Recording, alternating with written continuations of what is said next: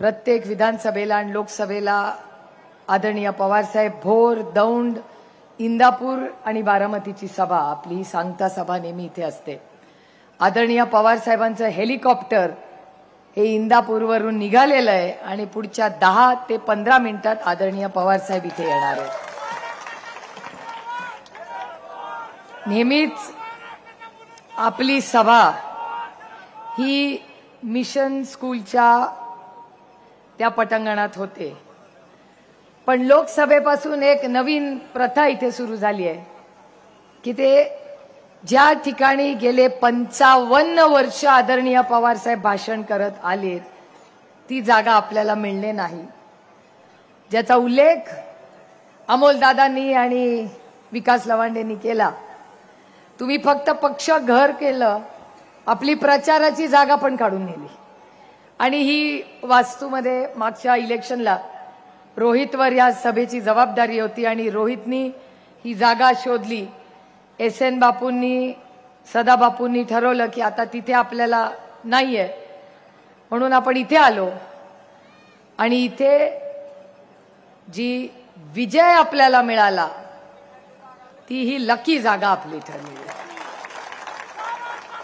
पण लकी ठरली म्हणून पुढचा 1.5 दिवस काम कमी होत नाही, कारण का रात्र वैर्याची असणार आहे, त्याच्याबद्दल मी बोलणार आहे. पण मला आज इथे सगळ्यांचीच भाषणं ऐकली, मी अमोलदादाचं भाषण ऐकलं. प्रत्येकाच्या मनात एकच गोष्ट होती आणि मी अमोलदादाचा आवर्जून उल्लेख करणार आहे. धैर्यशील दादांचा तर प्रश्न आणि वेगळा आहे. सगळं जग पक्ष सोडून चाललं होतं आणि धैर्यशील दादा पाण्याच्या विरोधात पोहून पक्षात येत होते. सगळी तिकडे चालली होती आणि धैर्यशील दादा तेव्हा तुम्ही पक्षात आला होता. कुणाला विश्वास नव्हता धैर्यशील दादा सीट काढतील नाही काढतील, पण नंतर जी तुतारी महाड्यात सुरू झाली ती वाजायची थांबेच ना. आणि त्या आम्हाला लोक सांगायचे की तुमचं आणि अमोलदादाचं सांगता येत नाही, पण धैर्यशील दादाची तुतारी नक्की वाजणार. आणि गोष्ट खरी आहे. आणि ती तुतारी फक्त लोकसभेला नाही, विधानसभेलाही जोरात सोलापूर जिल्ह्यात वाजणार आहे. मी स्वतः तिथे प्रचार करून आले, तुम्हाला सांगते. आणि राज्य महाविकास आघाडीचं येणारच आहे, ह्याच्यात माझ्या मनात तीळ मात्र शंका नाही. बरेच लोक त्या चिन्हाबद्दल वगैरे बोलत होते. ज्यांनी त्या पक्षाला, त्या चिन्हाला मत देणार आहेत, विकास लवांडे तुमच्याही भागात सांगा की त्यांचं मत वाया जाणार आहे. याचं कारण असं की ना पक्ष त्यांचा आहे ना चिन्ह त्यांचं आहे. त्यांचं कुठलंही बॅनर बघा, त्या बॅनरच्या चिन्हाखाली लिहिलंय न्याय प्रविष्ट आहे, वो तुम्हारा नहीं है, अभी कोर्ट में केस चालू है. त्याच्यामुळे त्यांनी जो हक्क बजावलाय त्याच्यावर तो त्यांचा नाहीये. उद्याच तारीख आहे, पण ठीक आहे. आता आपल्याला काय, आता आपल्या पांडुरंगाने आपल्याला तुतारी दिली आहे, आता त्या चिन्हाचं काय करायचं ते लोक बघून घेतील. पण मला एक गोष्ट तुम्हाला सांगायची आहे की ज्या चुकीच्या पद्धतीने आदरणीय पवार साहेबांकडून पक्ष चिन्ह सगळं काढून घेतलं आणि काय सांगता ते आपल्याला, तर आम्ही कशासाठी गेलो, विकासासाठी गेलो. विकास पण 3च आहे, विकास 3, विकासासाठी गेलो आम्ही. कदाचित त्यांनी भुजबळ साहेबांचं पुस्तक वाचलं नसेल ते, बाकी काही असू दे. आमचे भुजबळ साहेब आमच्यापासून आता जरा वेगळ्या विचारात गेलेत, पण भुजबळ साहेब खरं बोलतात. ते खरं बोलतात आणि शब्दाला पक्के आहेत. त्यांनी एक इंटरव्ह्यू दिला आणि त्यांनी खरं सांगितलं की ते पक्ष सोडून का गेले. आणि या उभ्या महाराष्ट्राला माहितीये की सगळे कुणाच्या विकासासाठी गेले. आमच्या रोहितनी तो शब्द सुरू केलाय, मलिदा गँग. मला त्या मलिदा गँगला 3-4 प्रश्न विचारायचे, कारण का मलाच आज एक पत्र आले, तुमच्यापर्यंत पोहोचलं का नाही मला माहिती नाही. मला एक प्रिय ताई म्हणून एक पत्र आलंय. अरे भाऊ, हिम्मत असेल बहिणीला पत्र लिहायची प्रेमाने तर स्वतःचं नाव तरी लिहायचं. मला पवार साहेबांनी एक गोष्ट शिकवली आहे, पत्र आलं तर ते कचऱ्याच्या डब्यात टाकायचं. कारण का निनावी पत्र लिहिणाऱ्याच्या मध्ये हिम्मतच नाहीये. हिम्मत असती तर स्वतःचं नाव लिहून त्यांनी पत्र केलं. आणि काय लिहिलंय पत्रामध्ये की विकास कसा होणार, नवीन चेहरा दिलाय तो कसा विकास करणार. अहो 2009 मध्ये ह्याच बारामतीनी मला दिला होता ना. 1990 साली 1990 मध्ये त्यांना पण मतं दिली होती का नाही. मग 30 वर्षापूर्वी कुणाकडे बघून मला आणि त्यांना पत दिली होती. आदरणीय पवार साहेबांकडे बघून आम्हाला पत दिली. मी नेहमी सगळ्या पत्रकारांना सांगते की ओरिजिनल हा मतदारसंघ हा एकाच माणसाला कळतो. त्या माणसाचं नाव शरद पवार. अजित पवार आणि मी दोघही परिवारवाद आहोत. बरोबर आहे की नाही. मी तर परिवारवाद आहेच, पण अजित पवार पण परिवारवादच आहे. त्यांचे काका माझे वडील, त्यांच्यामुळे तर आम्ही आलो, नाही तर आम्ही दोघं बसलो असतो. तो काट्याचे वडील आणि मी लग्न होऊन जिथे गेले असते तिथे.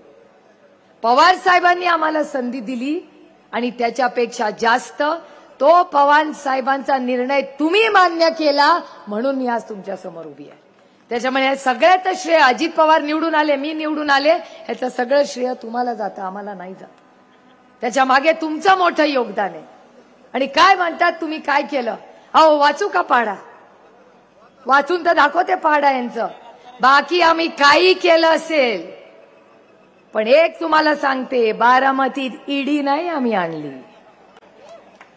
आणि मला प्रश्न विचारायचा आहे त्यांना की ही तुमची मलिदा गँग, या मलिदा गँगला मला प्रश्न विचारायचा आहे. काल टेक्सटाईल पार्क मध्ये एक घटना झाली. मी नाही काढणार त्याचं काय, माझ्यावरचे संस्कारच नाही. ठीक आहे, झालं, अर्धा तास थांबले, काय त्यांना नाही अडवलं, काय फरक पडत नाही. ठीक आहे, तुम्ही मोठे आहात, तुमची सत्ता आहे, तुमचं नाव त्या पदावर आहे, अधिकार आहे तुम्हाला मोठ्या लोकांना आमच्यासारख्या छोट्या लोकांना असं वागवण्याचा. साहेबांनी काढलं, पण ते साहेबांनी केलेलं सगळंच विसरले. सगळं त्यांनीच केलं असं ते भाषण करतात ना.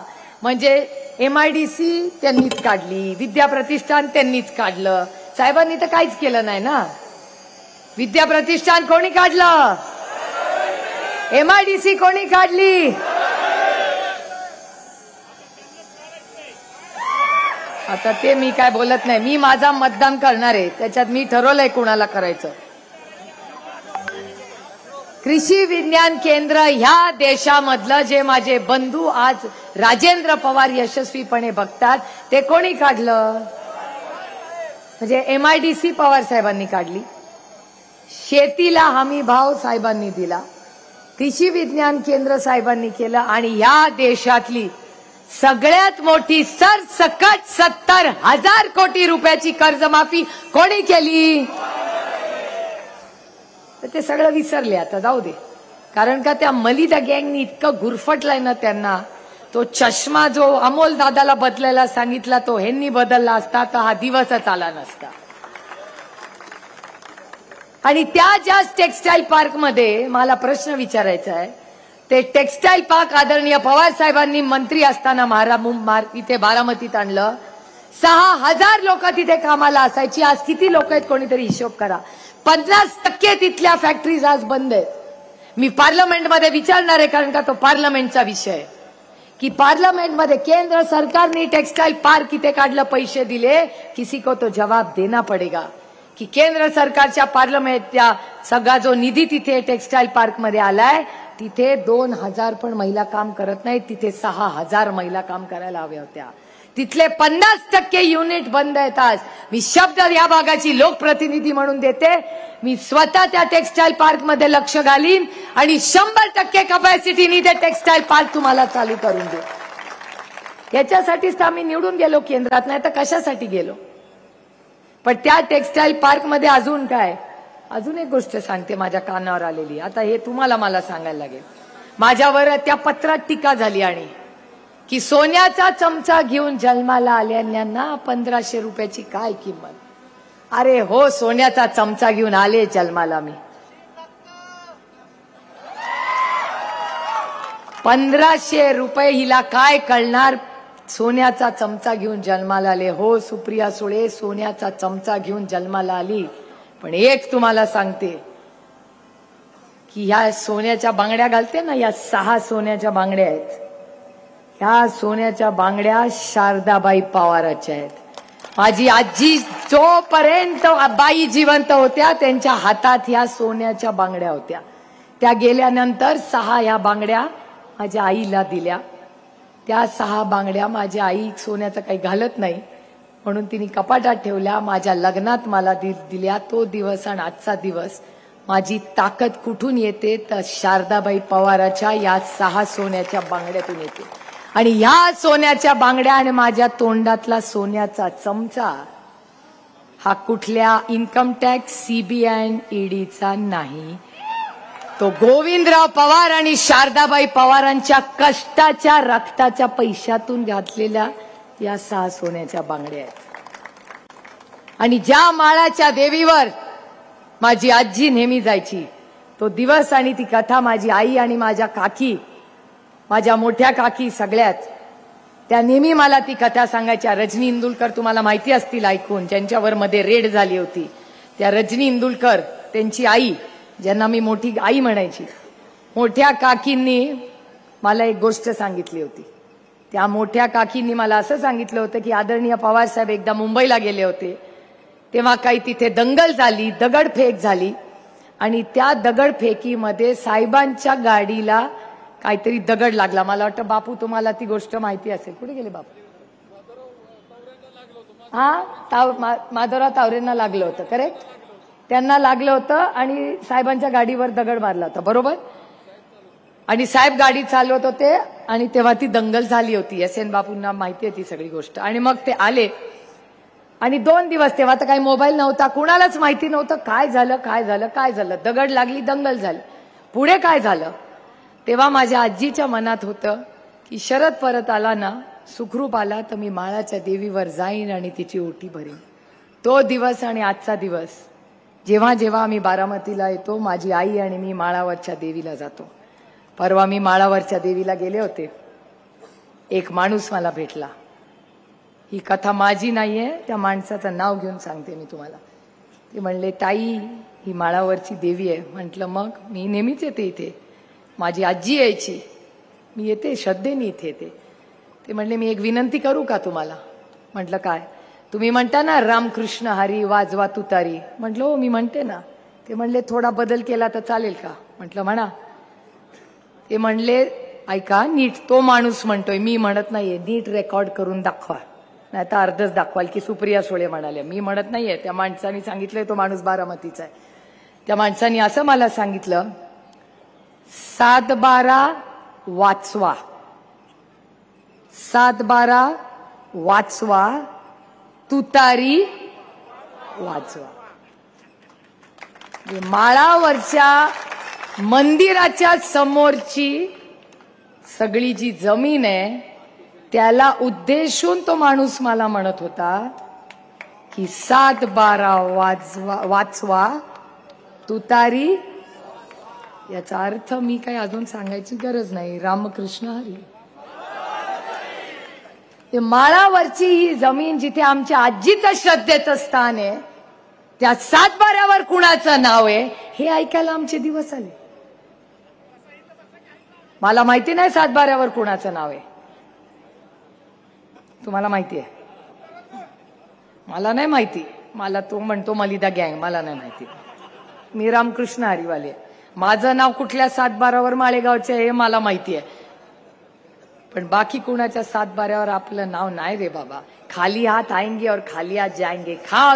कशाला लागतंय एवढं काय मला सांग.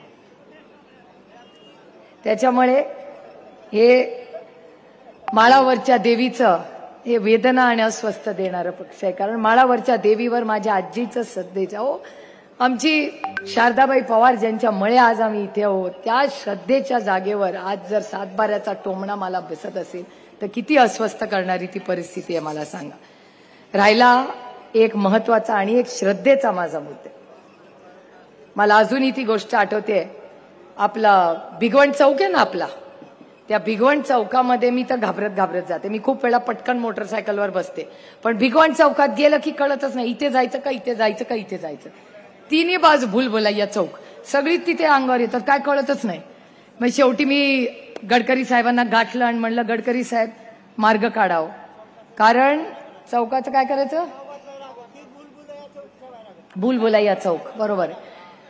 तर त्या चौकामध्ये फार ऍक्सिडेंट्स व्हायला लागले आणि मी गडकरी साहेबांना विनंती केली की वारजे जो आपल्याच मतदारसंघ आहे त्या भागामध्ये आपण सगळ्यांनी मिळून, तिकडे गडकरी साहेबांचा एक NGO आहे त्यांच्या डिपार्टमेंटचा, त्याची मदत मी घेतली आणि वारज्याला जिथे नवले ब्रिजला रोज ऍक्सिडेंट्स व्हायचे तिथे 0 ऍक्सिडेंट्स करण्यासाठी आम्ही केंद्र सरकारची आणि आम्ही सगळ्यांनी मिळून तिथे काम केलं आणि आज तिथे एकही ऍक्सिडेंट होत नाही. त्या लोकांना मी बोलवलं, भिगवण चौकाचं डिझाईन ते घेत आहेत. मी तुम्हाला शब्द देते पुढच्या 3-4 महिन्यामध्ये तो भूलभुलैया चौक आपण नीट करूया आणि तिथे ऍक्सिडेंट होणार नाही याची जबाबदारी मी घेईन. पण मग असं कसं तिथे बांधलं गेलं? मग त्या दिवशी मी गाडीतून चालले होते, एक बाईनी मला सांगितलं, तुम्हाला माझी श्रद्धा आहे, माझी अंधश्रद्धा नाही, पण त्या महिलेनी मला जे सांगितलं ते मी तुम्हाला सांगते. त्या महिलेनी मला बोलवलं आणि सांगितलं इकडे या जरा. म्हटलं काय झालं?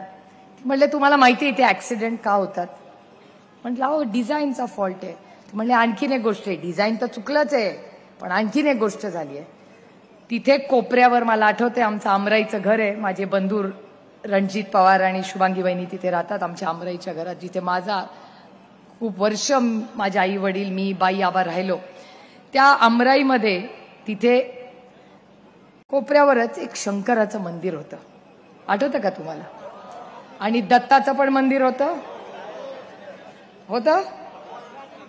आदल्या दिवशी संध्याकाळी गेलो, पूजा केली, दुसऱ्या दिवशी सकाळी पूजेला गेले,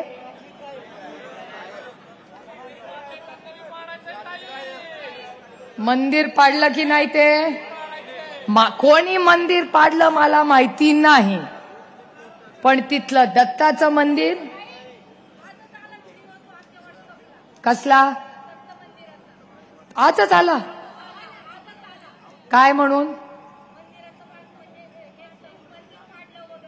मंदिर पाडलं तिथलं म्हणून. शंकराचं मंदिर, दत्त मंदिर आणि नवग्रहाचं मंदिर बरोबर होतं. आज आला ना व्हिडिओ, आधी होतं आणि पाडलं की नाही? आजच आलाय तुम्हाला.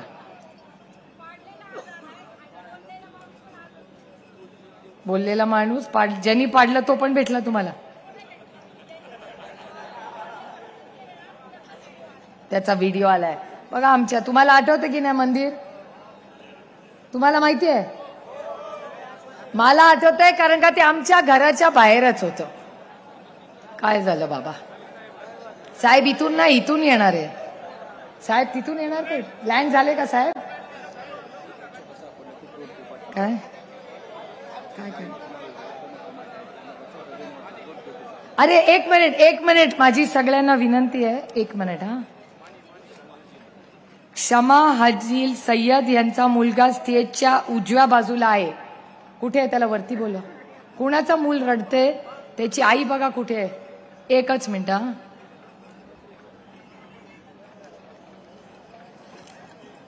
कुणाचं मूल आहे? थांबा 1 मिनिट. शमा हाजील सय्यद यांचा मुलगा स्टेजच्या उजव्या बाजूला सापडली आई. चला रामकृष्ण हरी, बरं झालं बाई, चला बरं झालं, मुलगा झाला. आणि त्याच्यामुळे या सगळ्या लोकांना मला एक प्रश्न विचारायचा आहे की तुम्ही म्हणताय मुलगा आईला सापडला,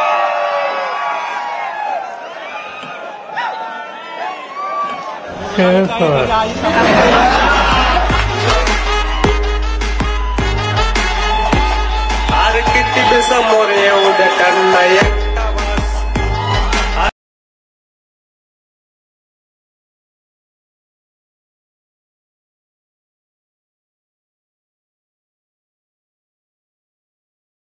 तुमच्या पक्षाचा आश्वासक चेहरा कुठला?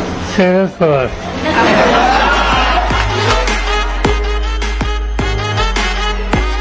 अरे किती बी समोर येऊ द्या त्यांना.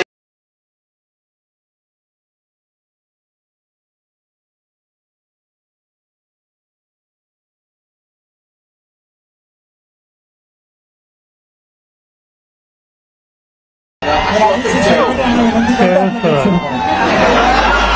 महाराष्ट्राचा स्वाभिमान 84 वर्षाचा तरुण योद्धा या ठिकाणी आपल्या सर्वांमध्ये येत आहे। एकदा सर्वांनी जोरदार घोषणा देत रामकृष्ण हरी, रामकृष्ण। जल्लोष करूया, आपल्या पांडुरंगाचं आगमन होतंय।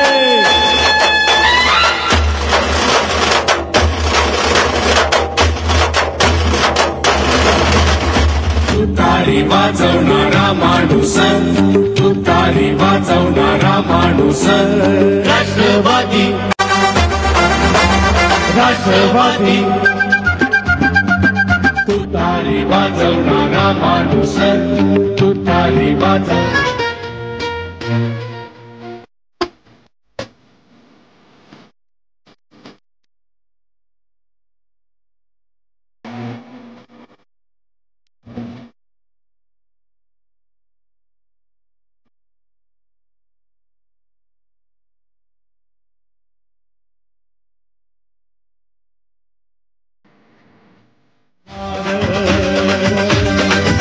महाराष्ट्राचा स्वाभिमान शरद पवार, मराठी अस्मितेची ही तळपती।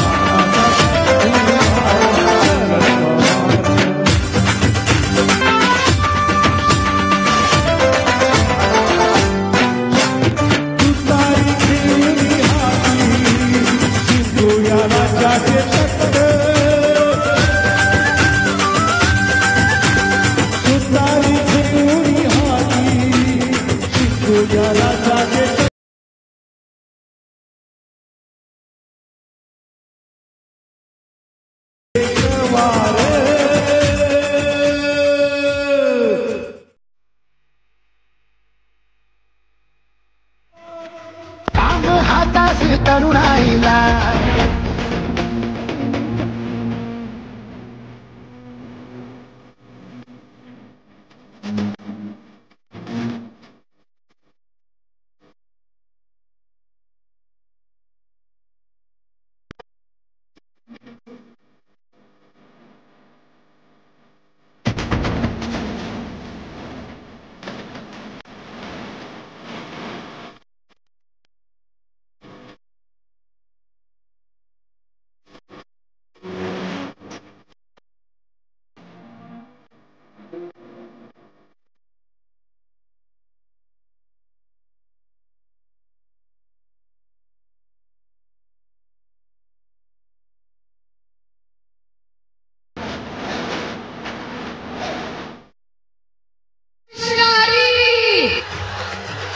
रामकृष्ण हरी।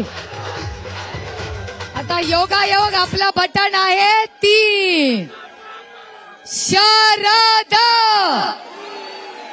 युगेंद्र पवार अनंत शर्मिला सोनिया उद्धव ठाकरे राहुल तुतारी विजय गुलाल विजय